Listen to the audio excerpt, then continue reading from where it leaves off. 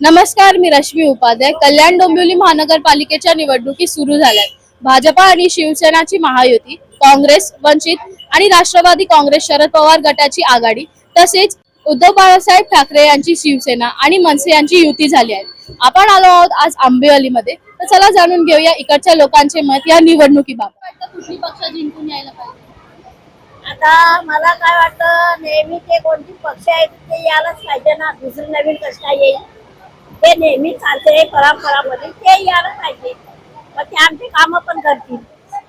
असं आहे, माझं घर सगळं चिरलं आहे. घरकुल आलेलं सगळं चिरलं, खालून आद्या पण उपरल्या सगळ्या. मग अर्ज लिहूल्या, 2 अर्ज लिहून द्या तरी कोणी येत नाही बघायला. एखादी नाही आम्ही दाबावून जाऊ तिथं घरामध्ये, मग तेव्हा येतील बघायला. आपली काय शिवसेना आणि काय विकास कामं? आमची आहेत ती कामं केली पाहिजे. जनताची जी आहे गरीब तुकड्याची, नाही का? आता आम्ही पण विधवा आहेत, आमचे पण पेन्शन वगैरे काय चालू केली पाहिजे. आमची पोरं रस्त्यावर आहेत, मग तेच आमची काही आहे मागणी, ती पण पूर्ण करावा सरकारने, असं वाटतं आम्हाला पण. व्हायला पाहिजे, स्वच्छतेची सोय व्हायला पाहिजे. सकाळच्या वेळेस जेवढे घाण कचरा काय असतो तो आमच्या इथून निघला पाहिजे. पाण्याची आम्हाला नेहमी पाण्याचा त्रास येतो. पाण्याचा त्रास आमचा झाला पाहिजे.